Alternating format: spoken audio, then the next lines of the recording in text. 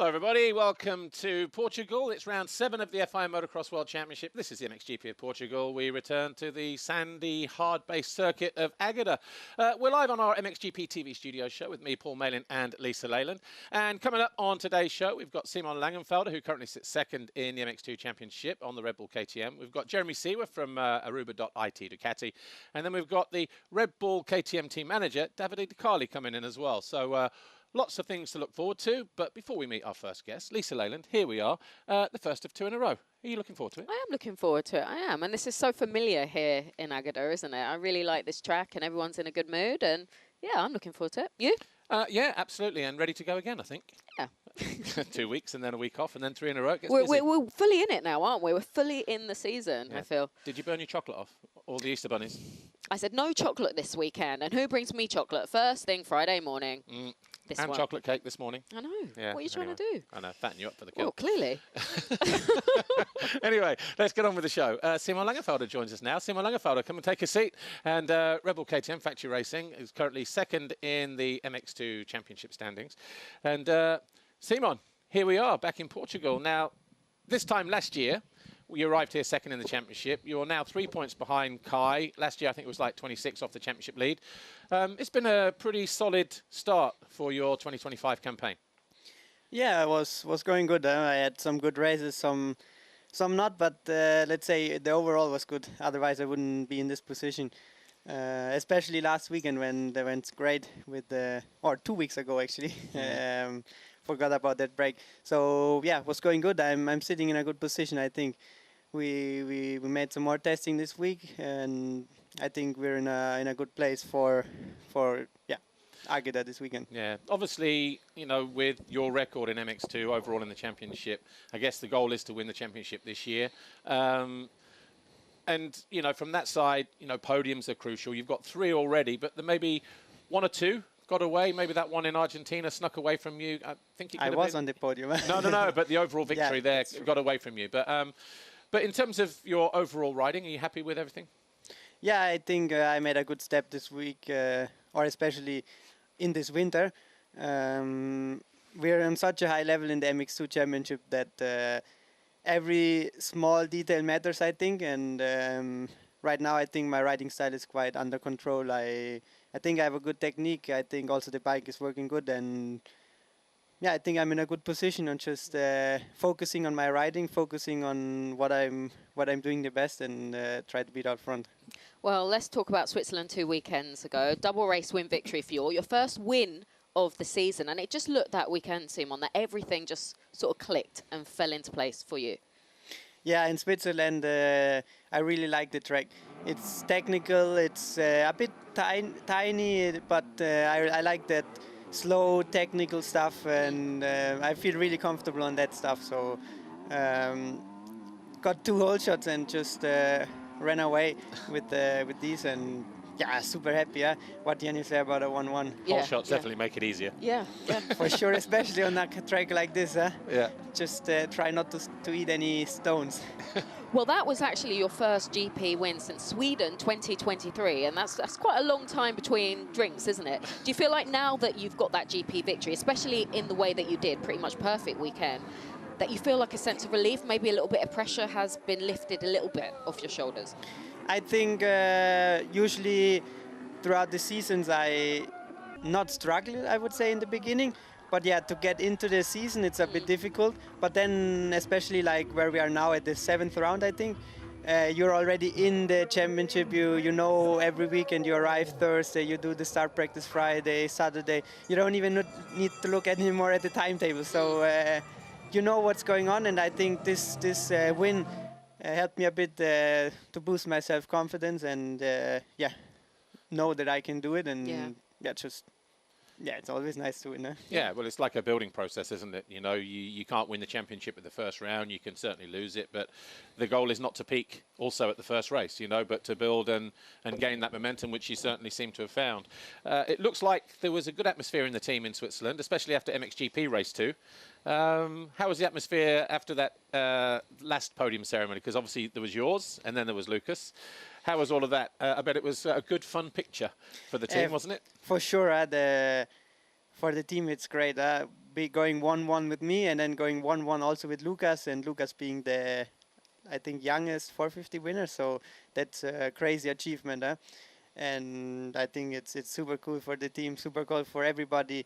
It's just that we work so much for this, and when it pays off, and pays off for 2 riders in the same team at the same weekend, that's crazy. Yeah. But I mean, like Paul said, you went 1-1, Lucas went 1-1. Coming into the weekend one, did you expect that, you know, that achievement?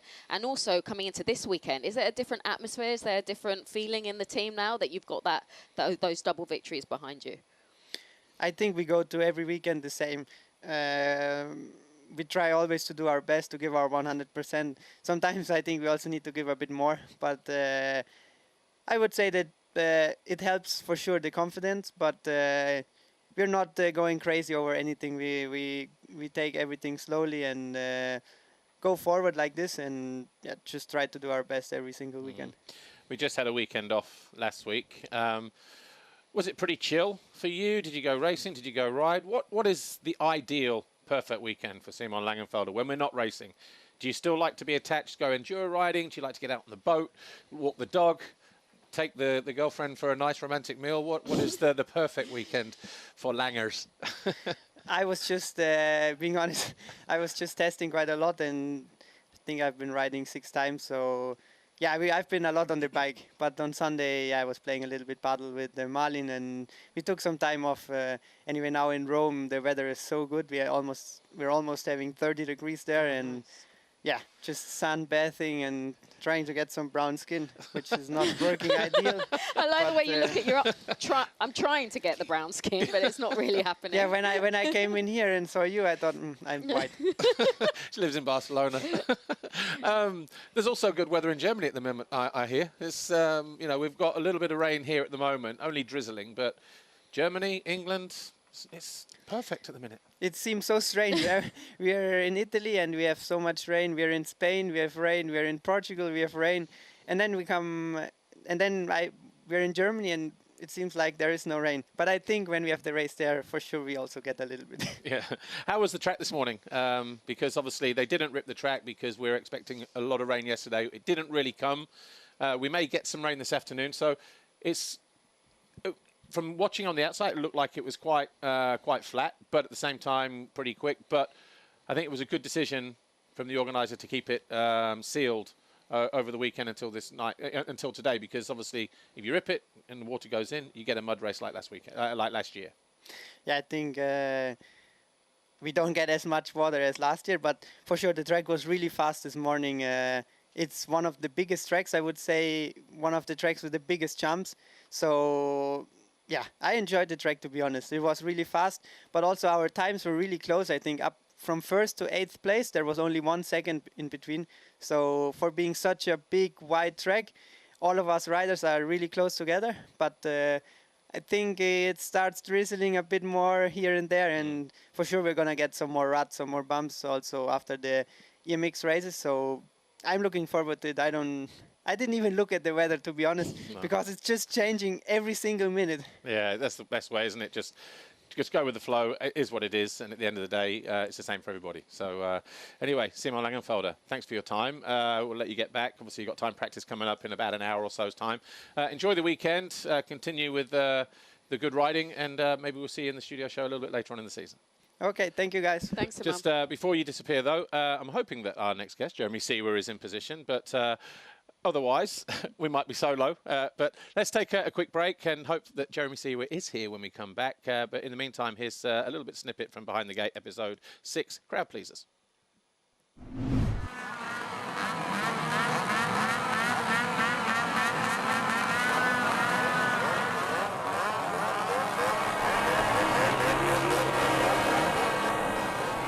If you were to ask anyone in the MXGP paddock which Grand Prix have one of the best atmospheres, for sure they would say the MXGP of Trentino. That round has a bit of everything. You've got the mix of the crowds, you've got the smoke flares, you've got the chainsaws, you've got the huge atmosphere that a mix of nationalities of fans actually bring. The Slovenian fans are there, the Italian fans, the French, the Swiss, the German. It's the perfect location in the heart of Central Europe. You've got Lake Garda on your doorstep, so it's absolutely beautiful with its surroundings. And it's definitely a must-see Grand Prix to go to for any hardcore motocross fan.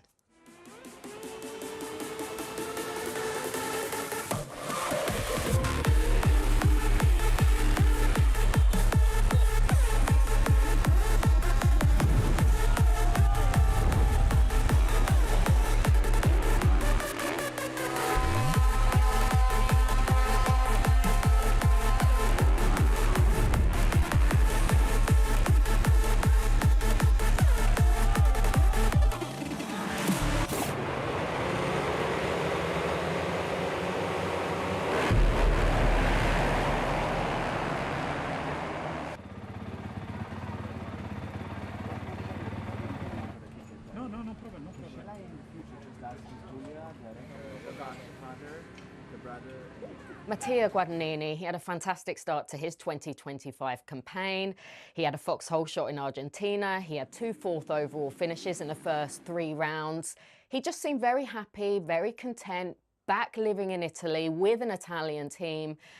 And just as he was building that momentum, injury struck. So a call was made to another Italian rider who has a little bit of a backstory to replace him.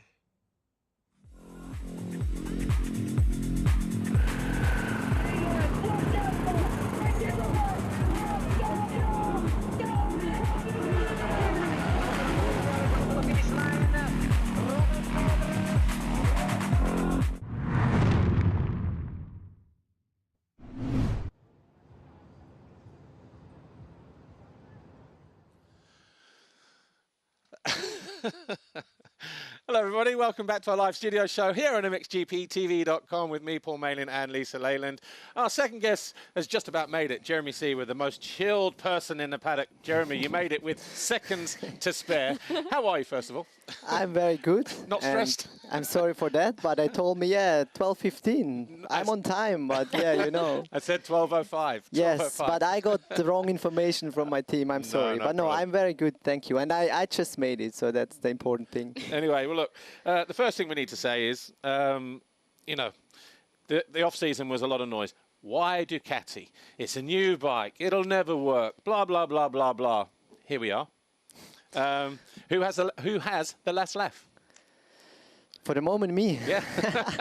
I mean, yeah, it's a long story, you know. After all, I'm like, why did I actually make the first change 2 years ago, you know? But for the emotions I got last weekend, I mean, in Switzerland, I would do it all over again, you know. It's something very crazy to bring a new brand, especially a brand like Ducati. It's like something crazy, you know, just to work with them, to be able to wear, you know, the Ducati logo, you know, be a factory Ducati rider and then bring it, on the podium after a tough time, yes. But I knew straight away, you know, that we have to start very low, work on the bike. But I knew the people in place, I knew the people in charge, the ones they hired, for whatever suspension, technical things. And I knew, like, we can achieve something together eventually. You know, I didn't know it takes 2 weeks, 2 months, 2 years, but we made it. GP number 6, we were on the podium, you know, and now it seems like things are coming together. I mean, even the weekend before in Arco, I showed a lot of good things, and I knew, hey, we are coming, you know. Yeah.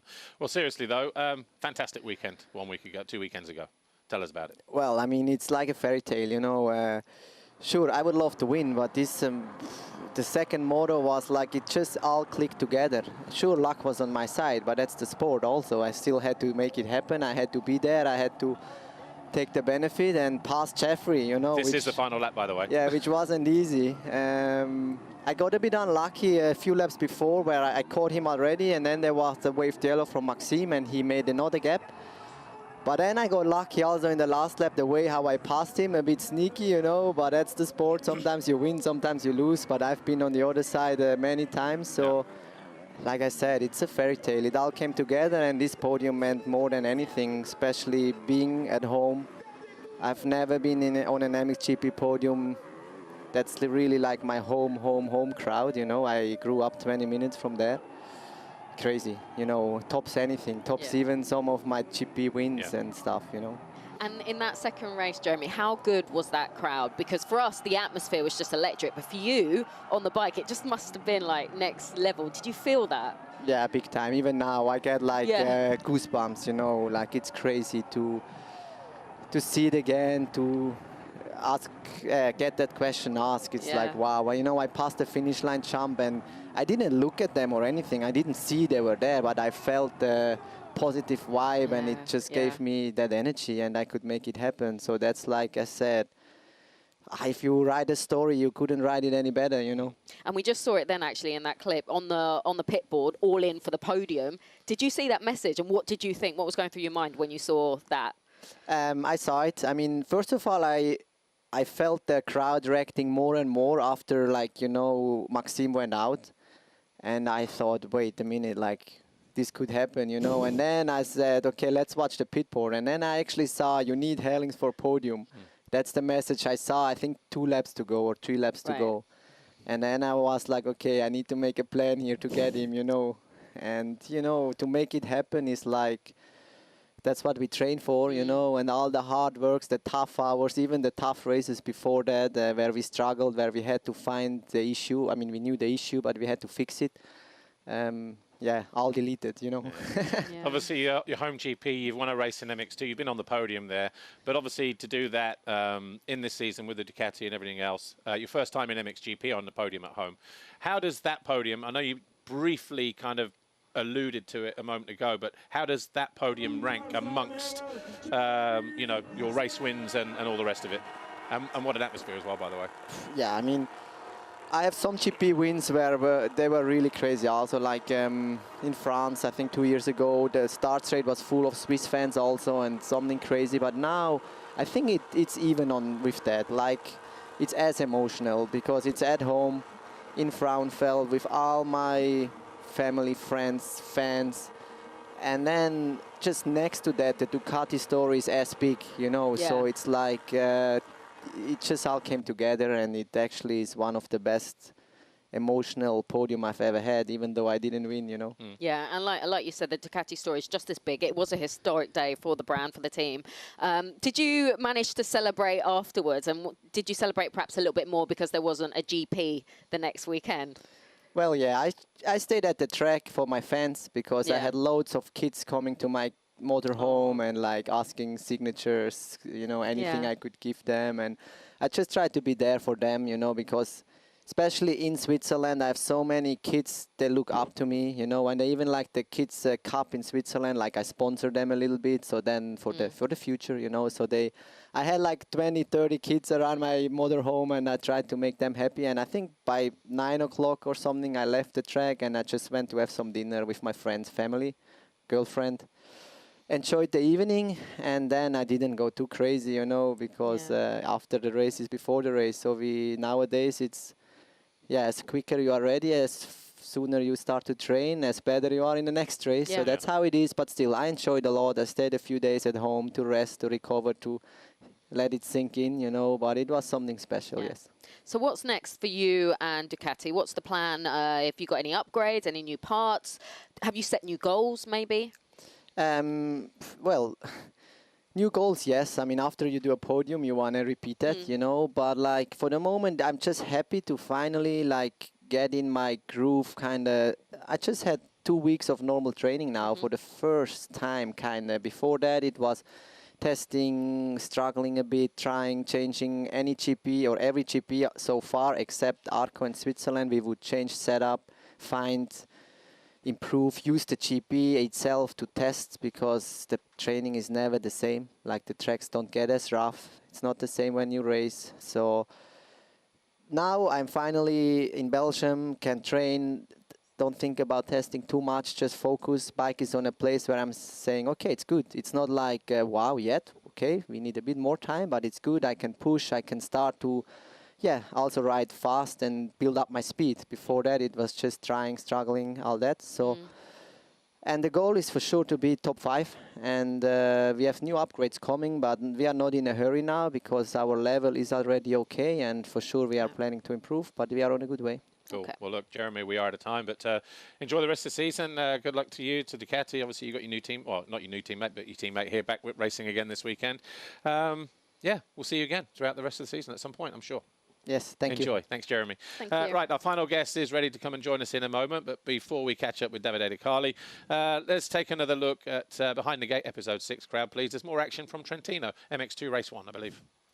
But it's McClellan who leads on lap 1. No visibility issues for the number 8.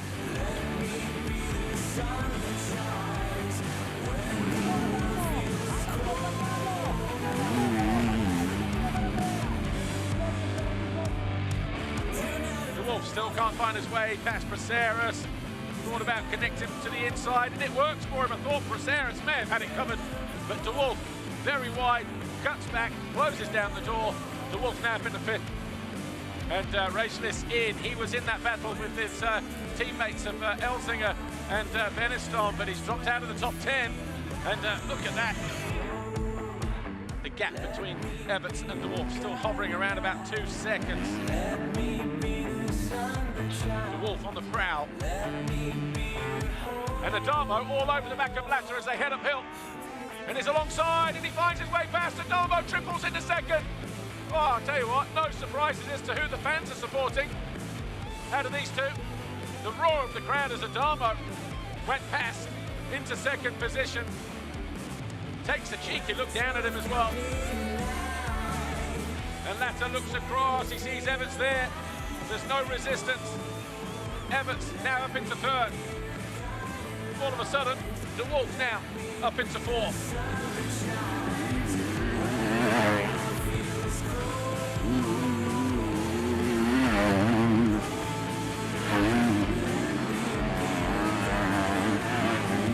A lap ago, De Wolf had a look, and he's going to go for the triple here.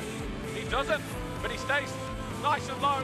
Moves his way into 3rd, gains another couple of crucial points on his teammate. Gives a gesture to the back marker there that's frustrated the Italian. And De Wolf is going to be hard on the brakes and hard to the inside. Takes the line away, takes the position away. McClellan just out of the final turn. De Wolf is going to take 2nd. And Camden McClellan is going to round out. He's going to take his first ever race win. Triumph. Our winners in MX2 for the first time ever.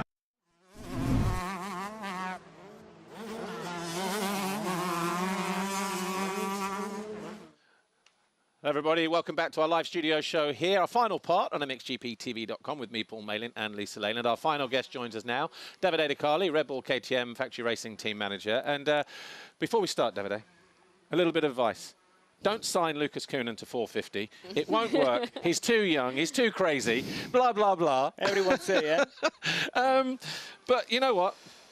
Things are looking good at the moment. Yeah. No, he's doing so great, and yeah, I expect, honestly. Yeah. And when he came to me already in the end of last year, because we were talking already, and he have told me, "Hey, David, I would like to do 450." So I believe that you don't have to force the riders. So everyone was behind this decision, and we all believe that he can do really good, and he's doing great. I mean, he went in the history last weekend. He's the youngest ever win the GP. So. Perfect. So good. Yeah.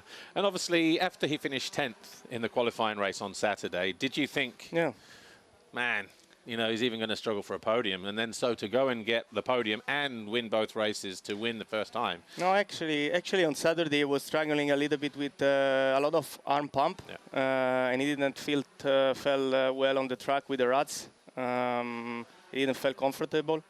But then we had one day off. And that day off we used as speak to the riders, and we did few meetings. We changed something on the bike, and then was working well the day after. So 2 times all shot and 2 times winning. Fastest lap also. Was incredible. Yeah. Well, exactly. On Sunday, the way he rode, David, he looked like very smooth, very in control. He looked like he belonged in that class, and that the 450 suits him. just everything. Like, I know I spoke to you before that weekend. You said you just wanted all the pieces of the puzzle to fit together. Yeah. And it did.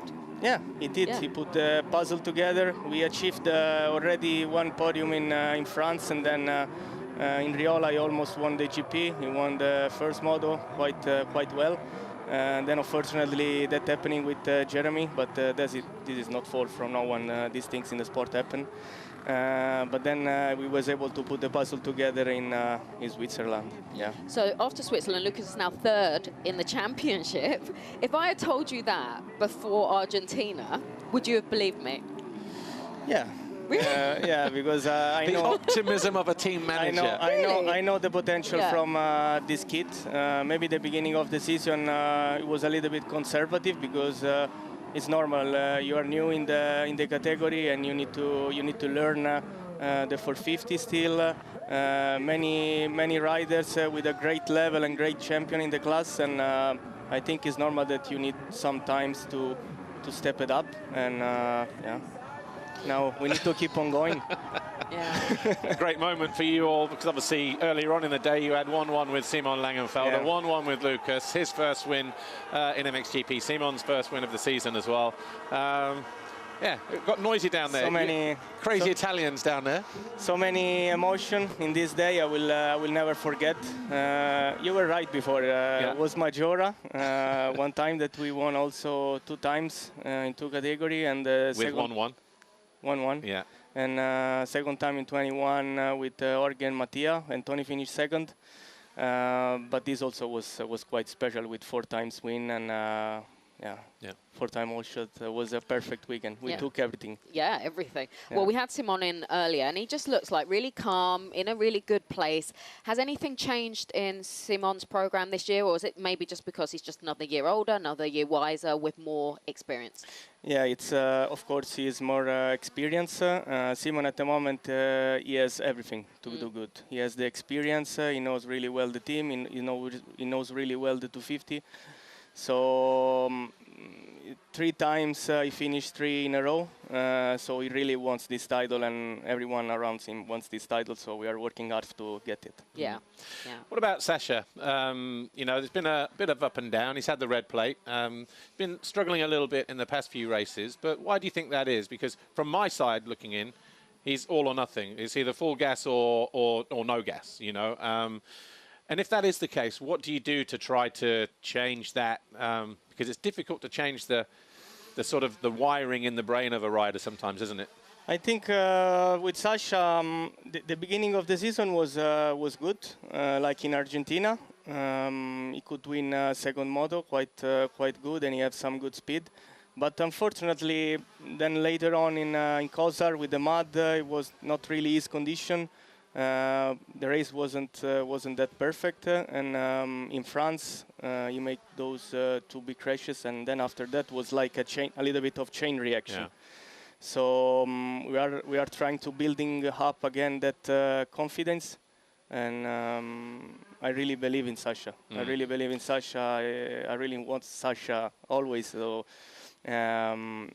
maybe step by step he will come back, and we will see in the few races. Now we had some times off in Roma where we reset a little bit of everything. So let's see. And I remember when we spoke in the off-season for MXGP magazine, and you said, you know, the first time he caught your eye was probably before Lucas, actually, in Majora in the 125 race, when he was this big, up front, really pushing, really aggressive. Yeah. And you saw something then that you see now. No, I will never forget since that time in Majora, but also before that when they were racing in 85 and then 125, and I was speaking with KDM to put my eyes on them, and I always want them in my team, but unfortunately with the contract situation, I had also many riders, and in that time was not really possible. Now it's possible, so we need to make it happen. Yeah. Cool. Well, look, Davide, all the best for the rest of the season. Obviously, Lucas to keep on building. Hopefully, the confidence comes back for Sasha,